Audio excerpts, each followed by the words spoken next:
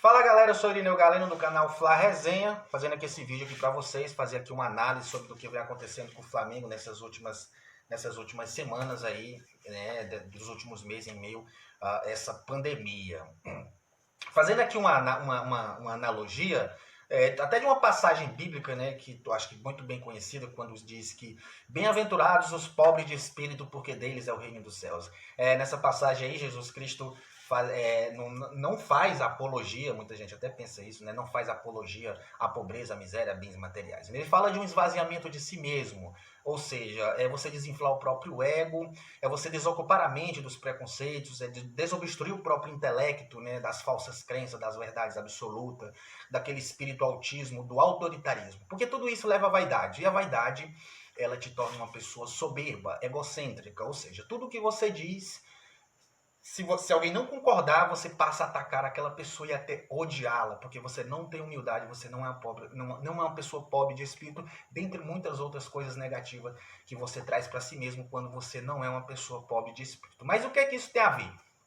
Isso tem a ver que uma das características também de quando você não é uma pessoa pobre de espírito é que você perde o raciocínio e você começa a agir de forma meio aleatória, sabe? Você perde a capacidade de entendimento, você não consegue mais fazer uma conclusão de causa e efeito do que você está falando. Porque o seu ego, ele é tão inflado que você passa a falar coisas descontroladamente sem raciocinar. E isso você passa a ser uma pessoa hipócrita sem perceber que é isso que a imprensa toda está demonstrando em relação ao Flamengo. Por quê? A imprensa caiu matando em cima do Flamengo por ter sido o primeiro clube a voltar. Aliás, nem foi o primeiro foi o Internacional. Por tentar voltar aí os treinos, né? Ninguém falou nada do Inter, mas do Flamengo todo mundo falou. A Fox, todos os jornais, o Sormani chamou o Flamengo de irresponsável, de time sem noção, que não era para fazer isso. O Eugênio até inventou umas mentiras lá, dizendo que o Flamengo teria transgredido a lei do prefeito do Rio de Janeiro, sendo que o prefeito nunca proibiu, ele disse que não concordaria, mas não proibiu, certo? E além de tudo isso, você vê a hipocrisia porque tá todo mundo calado agora. Por quê? Porque todo mundo criticou porque o Flamengo estava querendo voltar. Porque os outros clubes não estavam querendo voltar. Eu não ia voltar porque não tinha dinheiro, e nem tem.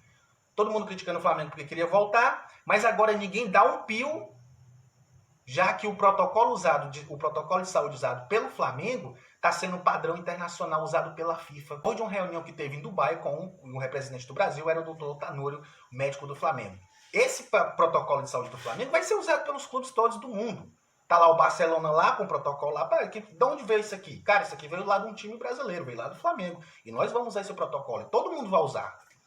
Não só o Flamengo, nem os outros clubes. Inclusive, esse protocolo de saúde está sendo usado não só pela FIFA, está sendo usado até por governos nos seus respectivos estados. Esse mesmo protocolo de saúde. Todo mundo tentou até atrapalhar. A CREMEG, que é o Conselho Nacional de Medicina do Rio de Janeiro, inclusive enviou até uma nota, como se quisesse barrar esse protocolo, como se quisesse proibir isso. E aí, como saiu na imprensa, quando for olhar, o presidente da CREMEG estava lá com a camisa do Fluminense. E aí, quando o bicho começou a pegar, ele mandou uma nota dizendo, não, a gente não queria ratificação nem notificação, a gente estava só ali vendo como seria esse protocolo, estava da maneira adequada, tentou passar uns pano quente ali.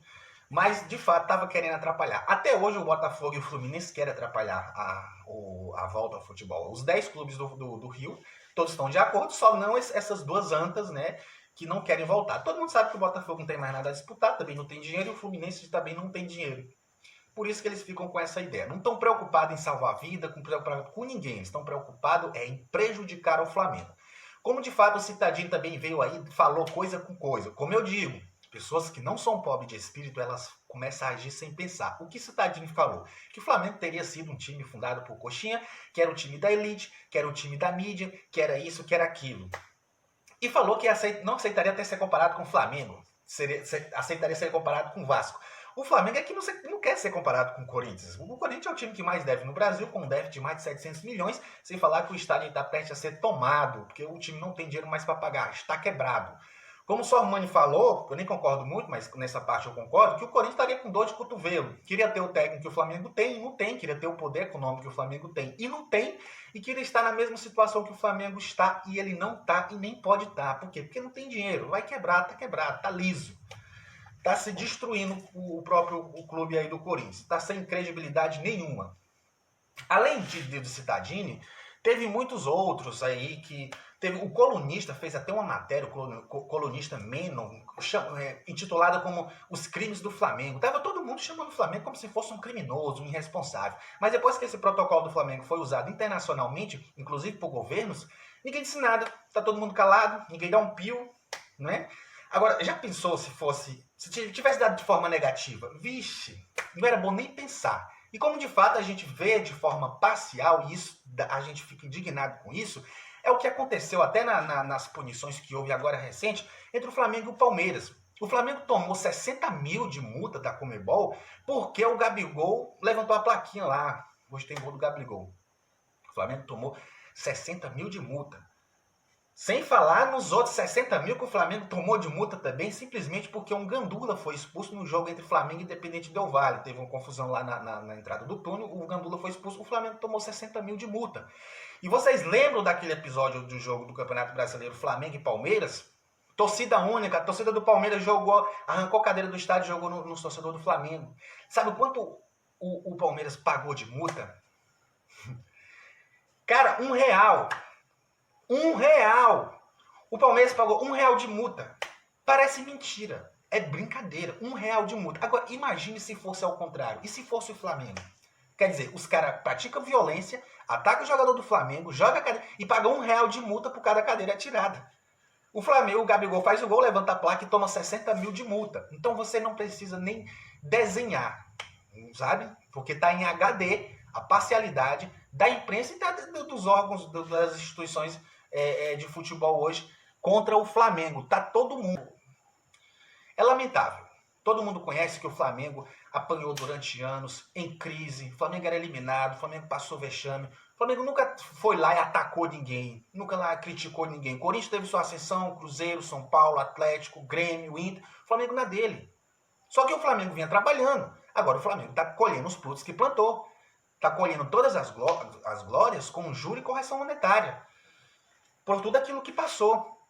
E agora está sendo criticado por todo mundo, não é? É andor de cotovelo. Os únicos clubes que ainda não fala muito é o São Paulo e eu acho que até o Palmeiras. Mas o São Paulo é o único ainda que, se eu não me engano, se isentou. No começo o presidente Santos também falou, o Palmeiras também falou, mas todo mundo falou. Até o CSA, com todo respeito, que é um time, né? Até o CSA, o técnico do CSA, foi lá dar os pitacos dele. Enfim, dentre tudo isso...